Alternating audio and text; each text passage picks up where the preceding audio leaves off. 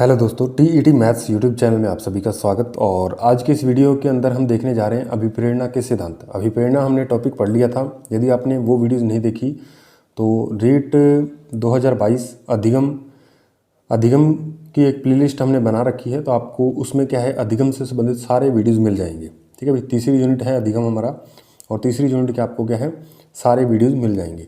तो अभिप्रेरणा के सिद्धांत के अंदर हम पढ़ रहे हैं। सबसे पहला है मूल प्रवृत्ति का सिद्धांत। ठीक है भाई, तो मूल प्रवृत्ति का सिद्धांत जो है वो क्या होता है, सबसे पहले हम इसके प्रतिपादक पढ़ लेते हैं। कौन है इसके प्रतिपादक? William McDougall.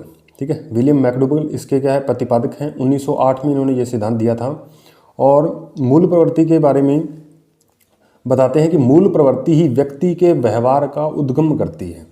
ठीक है भाई, आगे चार्ल्स इरविन ने भी लिखा है, और आगे हम मूल प्रवृत्ति के बारे में और भी थोड़ी डिटेल से पढ़ेंगे।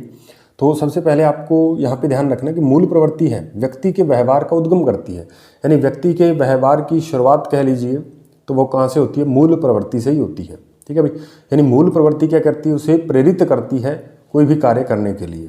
तो चार्ल्स इरविन का क्या कहना है कि प्राणी कुछ मूलभूत क्रियाओं को अपनी पहली पीढ़ी से सीखता है। उदाहरण के तौर पर नाखून कुतरने की आदत। ठीक है, तो इन्होंने क्या कहा कि प्राणी जो अपनी मूलभूत कुछ क्रियाएं ऐसी होती हैं जिन्हें वो अपनी पिछली पीढ़ी से सीख लेता है।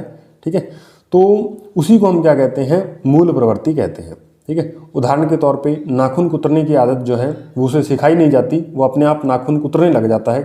ठीक है, तो ये जो चार्ल्स इरविन का मानना है कि ये जो नाखून कुतरने की आदत है ये उसमें क्या है पिछली पीढ़ी से आई है। ठीक है, तो ये बात आपको ध्यान रखनी है। यहाँ पे आप देखिएगा मूल प्रवृत्ति का सर्वप्रथम संप्रत्यय यानी कॉन्सेप्ट जो है विलियम जेम्स ने दिया था। इस लाइन को आप अंडरलाइन कीजिएगा कि विलियम जेम्स ने क्या दिया था, इसका संप्रत्यय दिया था। सबसे पहले किसने बात की थी मूल प्रवृत्तियों के बारे में?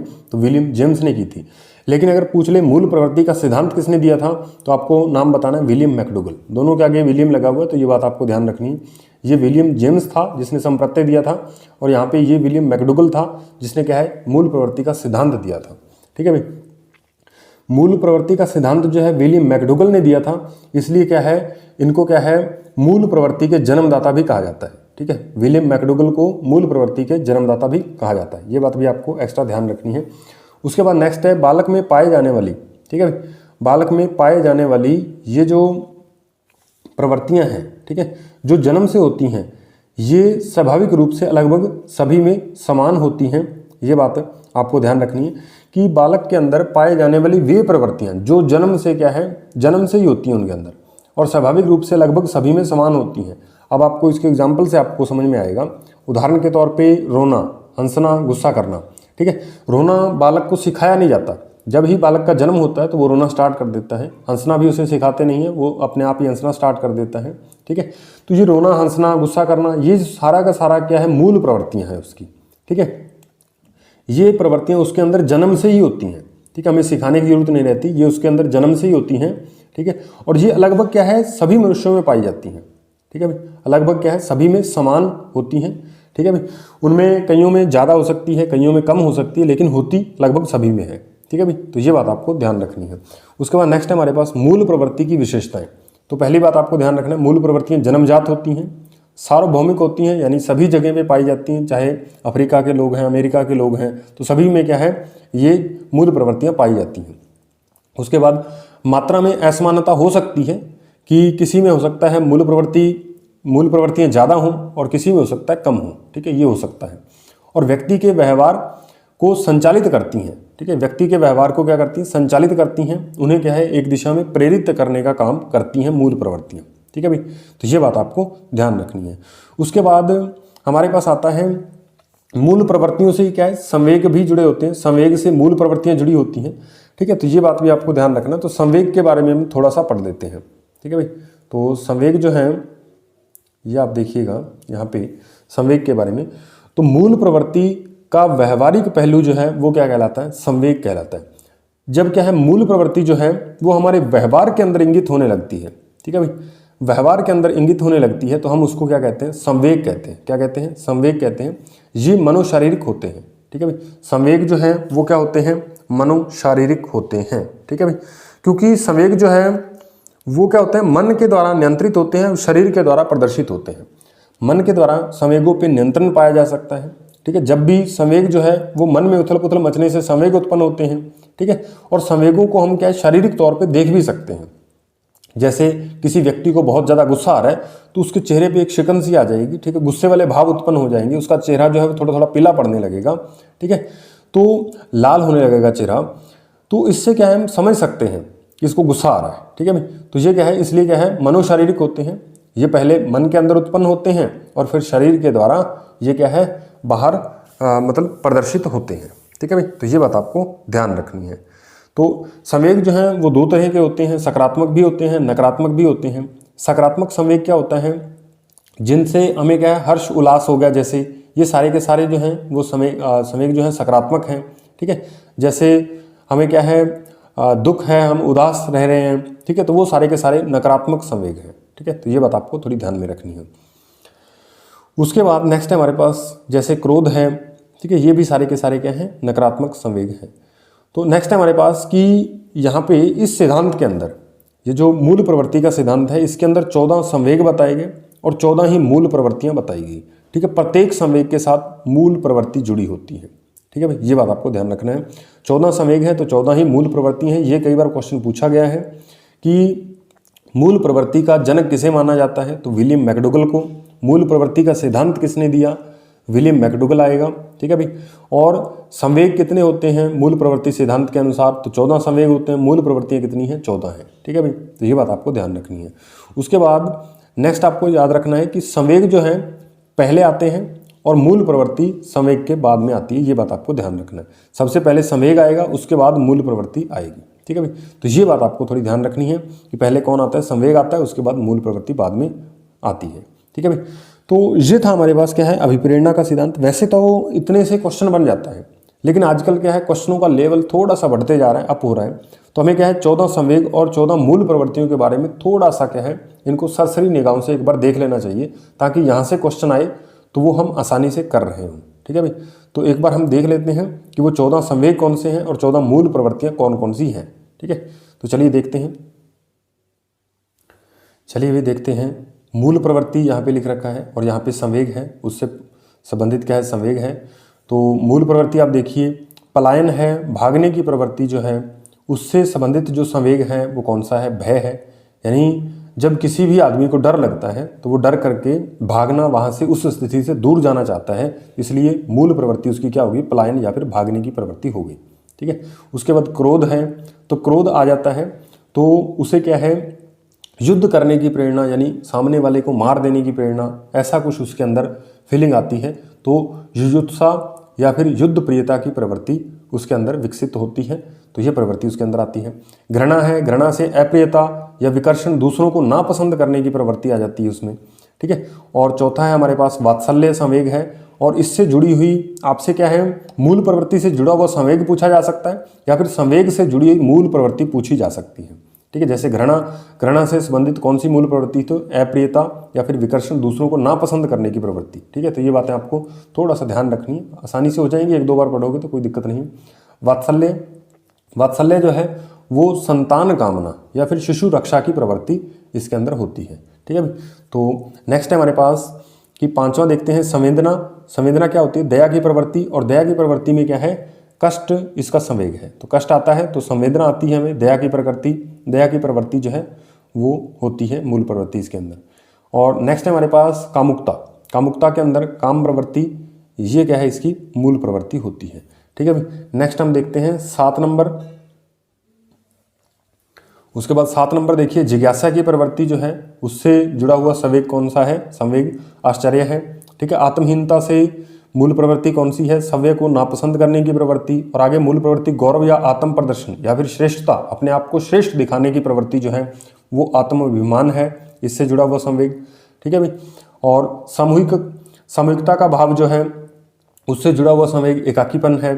ठीक है, और उसके बाद है नेक्स्ट हमारे पास भूख, और भूख से जुड़ा हुआ भोजन अन्वेषण की प्रवृत्ति या फिर अन्वेषण या फिर खोजना। ठीक है, अन्वेषण का मतलब होता है खोजना। ठीक है, यहाँ पे दे रखा है हमें, तो भोजन अन्वेषण यानी भोजन को खोजने की प्रवृत्ति उसके अंदर आती है।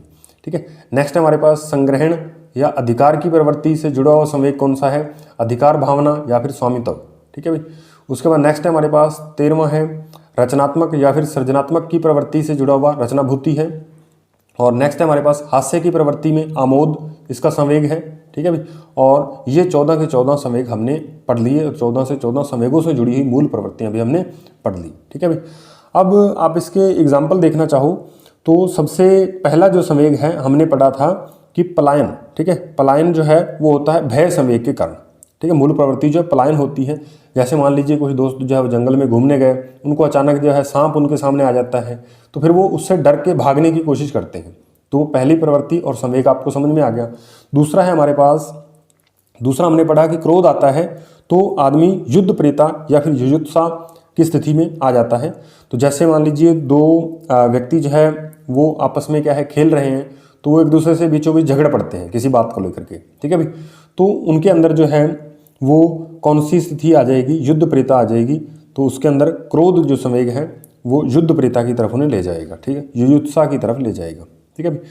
और नेक्स्ट है हमारे पास कि यदि उन्हें घृणा है, जैसे मान लीजिए कोई दो लड़कियां हैं, वो एक क्या है किसी एक दूसरे से मान लीजिए घृणा करती हैं, तो वो एक दूसरे के बारे में क्या है अप्रियता, उससे दूर रहने, उसे नापसंद करने की प्रवृत्ति उनमें आएगी, ठीक है भाई। ऐसे क्या है आप प्रत्येक एग्जाम्पल आप अपनी तरफ से भी बना सकते हो, ठीक है भाई।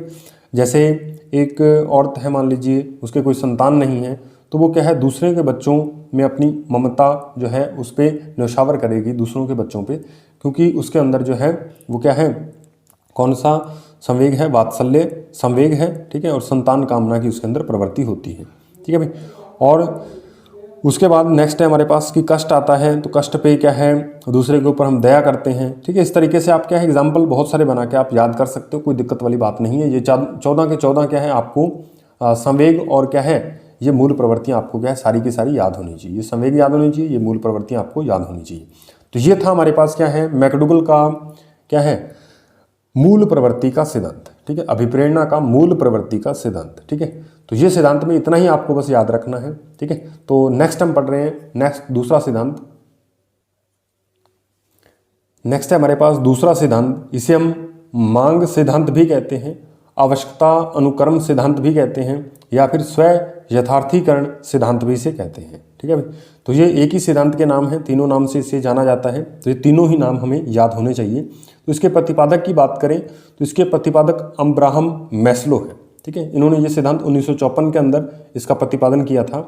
और ये क्या कहते हैं कि व्यक्ति जो है वो उसके अंदर कुछ आवश्यकताएं होती हैं, ठीक है, कुछ मांगे होती हैं जिनको वो पूरा करने के लिए प्रेरित होता है। वो मांगे ही उन्हें क्या है, वो आवश्यकताएं उन्हें क्या करती हैं, प्रेरित करती हैं वो उन आवश्यकताओं की पूर्ति करें, ठीक है। तो इसलिए क्या है वो सबसे पहले इसमें आवश्यकताओं को इन्होंने 3 तरीके से बांटा था। एक तो निम्न स्तर की आवश्यकताएं, मध्यम स्तर की आवश्यकताएं और उच्च स्तर की आवश्यकताएं।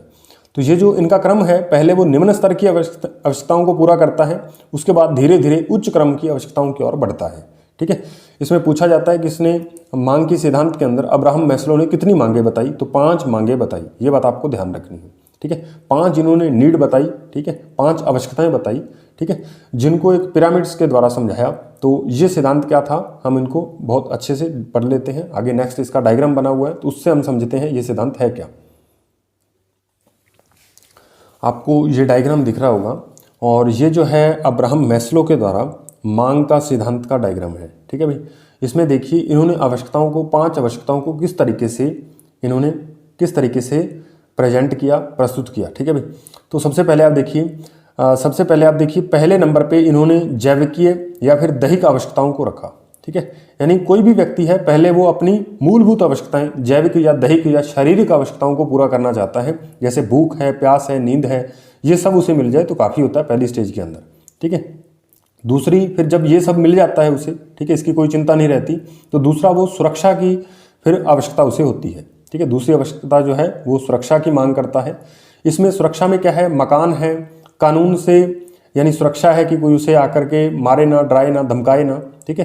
तो वो कानून की हेल्प लेता है, वहाँ पे उसे कानून की जरूरत रहती है। या फिर आतंकवाद से सुरक्षा की बात वहाँ पे आती है, ठीक है।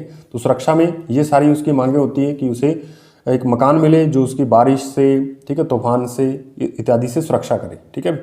उसके बाद नेक्स्ट है हमारे पास तीसरा कि समूह या फिर स्नेह की आवश्यकता, ठीक है। जब ये दोनों तरह की आवश्यकताएं पूरी हो जाती हैं तो फिर वो क्या है नेक्स्ट प्यार या रिश्ते बनाने की तरफ या फिर दोस्ती की तरफ बढ़ता है, जहाँ से उन्हें प्यार एक समूह बना सके, ठीक है, उसके आसपास में पहचानने वाले लोग हों जो उसका ख्याल रखें, ठीक है, रिश्ते बनाने की वो कोशिश करता है, दोस्ती बनाने की कोशिश करता है, ठीक है। जब ये 2 आवश्यकताएं पूरी हो जाती हैं, तीसरी आवश्यकता की फिर वो पूर्ति करता है।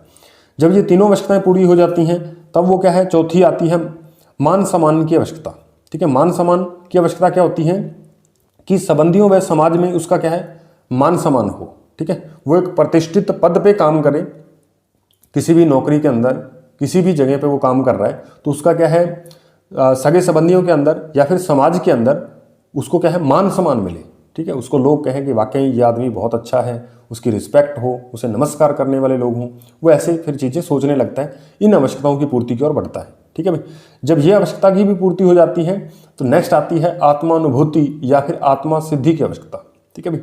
आत्म सिद्धि की आवश्यकता यानी जहाँ पे वो क्या है, अपने आप को, अपनी आत्मा को पहचानने की बात करता है, ठीक है, ईश्वर के बारे में खोज की बात करता है, ठीक है, यानी वो अपने आप को बहुत विद्वान मानने वाली एक सोच के साथ, ठीक है, भगवान के साथ अपने आप को जोड़ने की कोशिश करता है, यानी वो उसको लोग क्या है, बहुत बड़ा विद्वान, ठीक है, बहुत बड़ा उसे विद्वान माने, ठीक है, ऐसी उसके अंदर सोच आती है। तो ये जो सोच है आत्मानुभूति या आत्म सिद्धि, यानी उसे आत्म सिद्धि मिले, तो आत्म सिद्धि की सोच तक बहुत कम लोग पहुंच पाते हैं, बाकी जो है वो लगभग 3 स्टेज तक ज़्यादातर पहुंचते हैं और उसके बाद चौथी स्टेज तक और 5वीं स्टेज तक बहुत कम लोग पहुंच पाते हैं, इसलिए इसे क्या है, उच्च स्तर की आवश्यकता माना जाता है, ठीक है, इस पे बहुत कम लोग पहुंच पाते हैं। और यदि हम बात करें निम्न स्तर की आवश्यकता, तो इसके अंदर जैविकीय दैहिक आवश्यकताएं जो पूरी करते हैं उनको निम्न स्तर की आवश्यकताएं माना गया है कि ये भूख प्यास नींद जो है ये क्या है, निम्न स्तर की आवश्यकताएं हैं। उसके बाद ये जो 3 आवश्यकताएं हैं इन्हें मध्यम स्तर की आवश्यकताएं कहते हैं। कौन कौन सी, सुरक्षा, समूह स्नेह और मान सम्मान, ठीक है, तो ये तीनों की तीनों मध्यम स्तर की आवश्यकताएं हैं। यहाँ से क्वेश्चन पूछने का तरीका क्या रहता है, सबसे पहले तो मांग सिद्धांत किसने दिया, आवश्यकता अनुक्रम सिद्धांत या स्व यथार्थीकरण सिद्धांत किसके द्वारा प्रतिपादित किया गया, तो आपको बताना है अब्राहम मैस्लो के द्वारा। पहला क्वेश्चन यहाँ से बनेगा। दूसरा, इनमें आवश्यकताओं का क्रम क्या है, तो निम्न क्रम से उच्च क्रम की ओर ये आवश्यकताएं बढ़ती हैं, ठीक है, तो ये बात ये आपको बतानी है। उसके बाद इसमें कितनी मांगे बताई अब्राहम मैस्लो ने, तो 5 मांगे बताई, ये क्वेश्चन बन सकता है। नेक्स्ट है कि इसमें क्वेश्चन किस तरीके का पूछा जाएगा कि निम्न स्तर की आवश्यकताएं कौन सी हैं अब्राहम मैस्लो के अनुसार, तो जैविक या दैहिक आवश्यकताएं जो हैं वो निम्न स्तर की आवश्यकताएं हैं।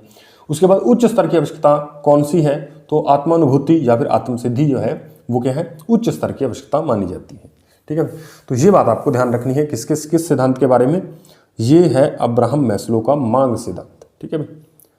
तो उसके बाद नेक्स्ट हमारे पास है तीसरा सिद्धांत अभिप्रेरणा का सिद्धांत, ठीक है, अभिप्रेरणा का प्रणोद न्यूनता या फिर चालक न्यूनता सिद्धांत, ठीक है भाई, उस सिद्धांत के बारे में पढ़ते हैं, ठीक है भाई। तीसरे नंबर पर हमारे पास आता है अभिप्रेरणा का प्रणोद न्यूनता का सिद्धांत या फिर चालक न्यूनता का सिद्धांत, ठीक है भाई। इसे हम प्रबलन का सिद्धांत भी कहते हैं, ये हम पिछली वीडियो में पढ़ चुके हैं, अधिगम के सिद्धांतों के अंतर्गत हमने इसको डिटेल से पढ़ लिया है। यदि आपने वो वीडियोज़ नहीं देखी तो आपको जरूर देखनी चाहिए। इसे हम ड्राइव रिडक्शन थ्योरी भी कहते हैं, ठीक है। इसके प्रतिपादक जो है क्लार्क लियोनार्ड हल है, यानी CL हल का सिद्धांत आपको पढ़ा दिया गया है। 1943 में इसका प्रतिपादन किया गया था। इन्होंने बताया था कि जैविकीय प्रणोद यानी जैविकीय चालक व्यक्ति में आंतरिक तनाव उत्पन्न करते हैं, जिसे दूर करने के लिए व्यक्ति जो है वो क्रियाशील हो जाता है। यानी व्यक्ति के अंदर जैविकीय आवश्यकताएं होती हैं, तो उनकी जब कमी होती है तो एक प्रेरक या फिर चालक प्रणोद व्यक्ति में क्या है, आंतरिक तनाव उत्पन्न करते हैं, ठीक है। आंतरिक तनाव उत्पन्न होगा और उस तनाव को दूर करने के लिए व्यक्ति क्या है, क्रियाशील होगा, ठीक है, अभिप्रेरित होगा, ठीक है। इसे क्या है, पुश थ्योरी भी कहते हैं, ठीक है। ये बात आपको ध्यान रखनी है। ये सिद्धांत हम डिटेल से पढ़ चुके हैं। तो आज की इस वीडियो के अंदर हमने ये 3 सिद्धांत देखे, ठीक है। सबसे पहला सिद्धांत क्या था, मूल प्रवृत्ति का सिद्धांत, दूसरा सिद्धांत मांग का सिद्धांत और तीसरा जो है अभिप्रेरणा का प्रणोद न्यूनता या फिर चालक न्यूनता सिद्धांत, ठीक है। इनके आपको प्रतिपादक नाम याद रखने हैं, इनकी मेन थीम क्या है वो आपको याद रखनी है, ठीक है। अब्राहम मैस्लो का जो सिद्धांत है ये बहुत इंपॉर्टेंट है, यहाँ से क्वेश्चन लगातार पूछा जा रहा है, तो इस सिद्धांत को आपको बढ़िया तरीके से पढ़ के जाना है। तो बस इतना ही, इस 3 सिद्धांत हमने पढ़ लिए, बाकी नेक्स्ट जो सिद्धांत बच गए उसको हम नेक्स्ट वीडियो में देखेंगे, ठीक है भाई। तो आज की इस वीडियो में आपने, उम्मीद है कि आपने कुछ ना कुछ जरूर सीखा होगा। और यदि आप हमारे YouTube चैनल पे नए हैं तो आपको बता दें कि हमारे इस YouTube चैनल पे आपको रीट लेवल 2 के लिए साइकोलॉजी, मैथ्स और साइंस की क्लासेज जो है वो निःशुल्क अपलोड की जा रही हैं। तो आप यदि इनमें से कोई भी एक सब्जेक्ट की तैयारी कर रहे हैं तो आप हमारे YouTube चैनल के साथ जुड़ सकते हैं, इसे सब्सक्राइब करिए, साथ में बेल आइकन को प्रेस कर ऑल पे सेट कर लीजिए ताकि हमारे जो नए आने वाले वीडियोज़ हैं उसका नोटिफिकेशन आप तक आसानी से पहुंच पाए। तो मिलते हैं नेक्स्ट वीडियो में, तब तक के लिए धन्यवाद।